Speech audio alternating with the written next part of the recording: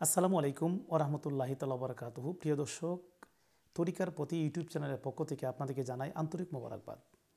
আজকের আলোচনার বিষয় হলো শরীয়ত, তরিকত, হাকিকত মারফতের গোপন ব্যাখ্যা। আমরা এই চারটা স্তরের ব্যাখ্যা সম্পর্কে অবগত হতে হবে। যারা আমরা তরিকাপন্থী, যারা আমরা গুরু ধরেছি, যারা আমরা সালেক আছি, যদি চারটা স্তর সম্পর্কে আমাদের অভিজ্ঞতা না হয়, তাহলে আমরা ইবাদত করে স্বাদ পাবো না। ইবাদত করে যদি আমরা স্বাদ পেতে চাই বা আধ্যাত্মিকভাবে উন্নতি লাভ করতে চাই, তাহলে এই চারটা স্তর সম্পর্কে জানা প্রত্যেকের আবশ্যক আমি মনে করি। এখন আগে আমরা জেনে নিব যে শরীয়ত, তরিকত, হাকিকত, মারেফত এগুলির কথা কি হাদিস শরীফে আছে? হ্যাঁ, বাইহাকি শরীফেও এই হাদিস খানা আছে। আল্লাহ নবী সাল্লাহ সাল্লাম ফরমান, আর শরিয়াতু আকু আলিহি, শরীয়ত হলো আমার কথা বলি। এরপর নবীজি বলেন, আর তরিকাতু আফু আলিহি, তরিকত হলো আমার কর্ম বলি। 3 নম্বর, আল হাকিকাতু আহু আলিহি, হাকিকত হলো আমার অবস্থা বলি। 4 নম্বর, আল মারিফাতু আসরারহি, মারিফত হলো আমার অবস্থা বলি। এখন রাসূল পাকের এই চারটা বিষয় হলো চারটা স্তর। এখন শরীয়ত, তরিকত, হাকিকত, মারফত, এটা হলো এই চার চিজে হয় ইবাদত। ইবাদত করতে হলে চারটা স্তর চিনে ইবাদত করতে হবে। এখন এই চারটা স্তর সম্পর্কে সুফি ইকরামগণ এইভাবে বুঝিয়েছেন। যেমন আমরা যদি এইভাবে হাত ধরি, এই হাতের উপর যে চামড়াটা, এই চামড়াটা হলো শরীয়ত। চামড়ার ভিতরে যে গুস্তটা, সেটা হলো তরিকত। গুস্তর ভিতরে যে হাড্ডিটা আছে, সেটা হলো হাকিকত। হাড্ডির ভিতরে যে ক্যালসিয়াম আছে, এই ক্যালসিয়ামটা হলো মারেফত। এরপরে অন্যরা এবার বুঝিয়েছেন যে শরীয়ত হলো চামড়া, তরিকত হলো গুস্ত, হাকিকত হলো হাড্ডি, মারিফত হলো ক্যালসিয়াম। এবং অন্যান্য সুফিয়া কেরাম এবার বলেছেন শরীয়ত হলো দেহ, তরিকত হলো আত্মা, হাকিকত হলো সত্য, মারিফত হলো অজানাকে জানা। মূল কথা সেটাই যে চারটা স্তর অতিক্রম করা ছাড়া অচেনাকে চেনা যাবে না, অধরাকে ধরা যাবে না, অজানাকে জানা যাবে না। এখন আমরা একটু সংক্ষিপ্ত আগের বুঝে নিই শরীয়ত কি। শরীয়ত হলো নবীজির দিন সংক্রান্ত, অর্থাৎ নবীজির ধর্ম ইসলাম। ইসলাম ধর্মের সংক্রান্ত আদেশ, নিষেধ, ফরজ, ওয়াজিব, সুন্নত, মুস্তাহাব, মুবাহ, নফল ইত্যাদি হলো শরীয়ত। অর্থাৎ চোখে যাকা দেখা যায়, আল্লাহ যাহা হুকুম করেছে, রাসূল পাকের হাদিস মোতাবেক যে হুকুম আকাম আমাদের উপরে এসেছে, এই টোটালটাই হলো শরীয়ত।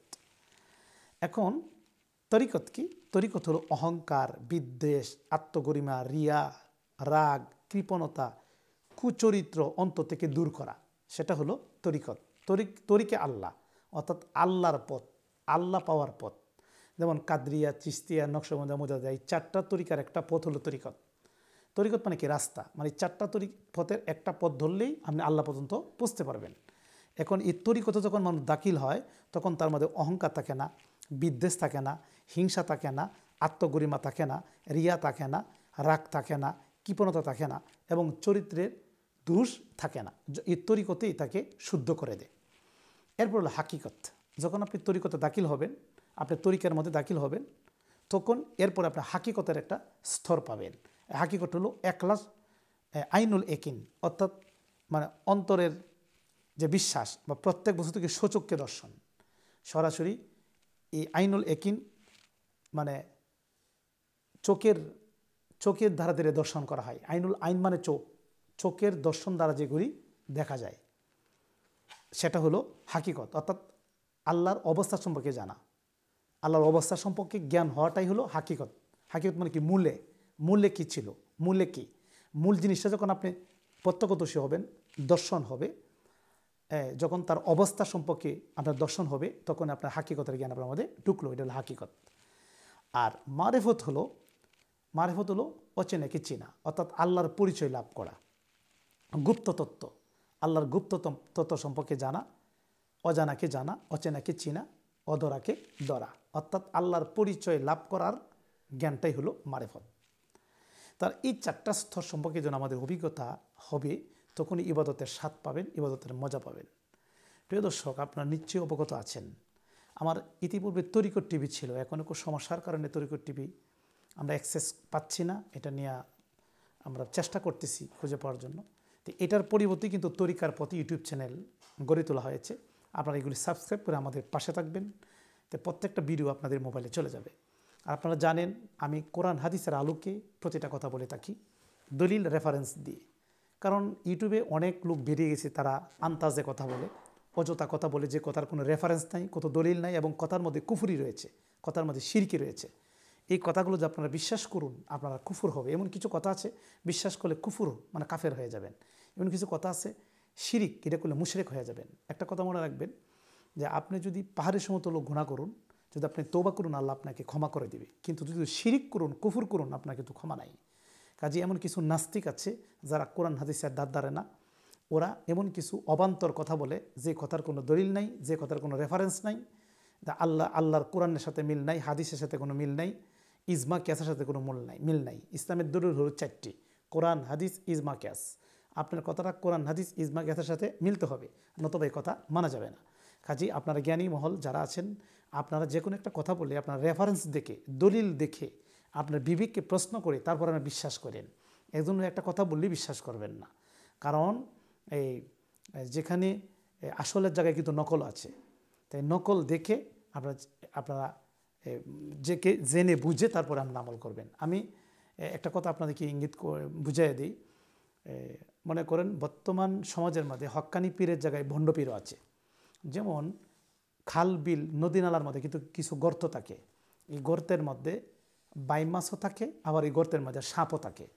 আপনি যদি বাইম মাছ মনে করে সাপ হেরে ধরে পেলুন, সাপ কিন্তু আপনাকে কামড় মারবে, আপনি মারা যাবেন। তাহলে এই গর্তের মধ্যে বাইম মাছও থাকে, সাপও থাকে, কিন্তু বাইম মাছ মনে করে সাপকে ধরা যাবে না। ঠিক আমাদের সমাজের মধ্যে হক্কানি পীরের জায়গায় ভণ্ড পীরও আছে, ভণ্ড সুফি আছে। এইগুলি দেখে শুনে চলবেন। যদি হক্কানি মনে করিয়া ভণ্ডরে ধরে ফেলুন, ভণ্ড পীরে ধরে ফেলুন, তাই কিন্তু আপনি গুমরা হয়ে যাবেন, পথভ্রষ্ট হয়ে যাবেন, পথহারা হয়ে যাবেন, ইমান হার হয়ে কবরা যাবেন। সাবধান, হুঁশিয়ার। একজন সত্যিকারের নাইবে রাসূল ছাড়া যারা সুন্নি আকিদায় আহলে সুন্নাত ওয়াল জামাতের আকিদা বিশ্বাস করে, যারা আকিদা সহি, হক্কানি, হক্কানি মানে কি? হক পীর, সঠিক পথে যিনি আছে তিনি হক পীর, যিনি মাঝে কোরআন হাদিস ইজমা কিয়াসের জ্ঞান থাকবে এবং হক আকিদা আহলে সুন্নাত ওয়াল জামাতের খাঁটি আকিদা থাকবে। এখন এমন কিছু পীর বেরোইছে আর শিয়া আকিদা, শিয়ারা কিন্তু কাফের। গাউসে পাক তার গুনিয়াতুত তালবিন কিতাব লিখছে তারা কাফের, কিন্তু শিয়ারা এই শিয়া পীরের কাছে মুরিদ হবেন না। সুন্নি পীর আহলে সুন্নাত ওয়াল জামাতের সহি আকিদা, সুন্নি আকিদা, এরা হলো হক্কানি পীর, যাদের মধ্যে শরীয়ত, তরিকত, হাকিকত, মারফত, এলমে তাসাউফের জ্ঞান আছে, হ্যাঁ, রহস্যর বিদ্যা জ্ঞান আছে, বৈষম্য, যাদের মধ্যে মনে করেন যে চৈতন্য জ্ঞান আছে, দিব্য জ্ঞান আছে, তারাই হইল হক্কানি পীর। এই হক্কানি পীরের কাছে জাহিরি এবং বাতিনি জ্ঞান যাদের মধ্যে আছে, যারা রুহানি তাওয়াজ্জু ফয়েজ দিবার ক্ষমতা রাখে, যাদের সাজরা শরীফ আছে, যাদের পিরালি নবী পর্যন্ত লেগেছে, অর্থাৎ বংশনামা আছে, সাজানামা আছে, এগুলি দেখে নেবেন। এবং তার মধ্যে খেলাফত আছে কিনা, কোনো একজন আল্লাহর ওলি তাকে খেলাফত দিচ্ছে কিনা, এগুলি দেখে নেবেন। বন্ডরা খেলাফত দিলে হবে না, যিনি খেলাফত দিচ্ছেন উনি কিন্তু আলেম কিনা, উনি কোরআন হাদিস সম্বন্ধে দক্ষ আছে কিনা এবং উনি সঠিক পথে আছেন, একে দেখে নেবেন। এগুলি দেখে বায়াত হবেন, কারণ এগুলি সতর্ক করা আমাদের দরকার। তাই আমরা সতর্ক করছি, মানা না মানা আপনার দায়িত্ব, কিন্তু হক কথা আমাদের বলে যাব, এই আলোচনা আমাদের চলবে। যাক, আজকে এই পর্যন্তই, আপনার কাছে বিদায় করছি। ওয়াকিরে দাওয়ানা আনিল হামদুলিল্লাহি রাব্বিল আলামিন। আসসালামু আলাইকুম।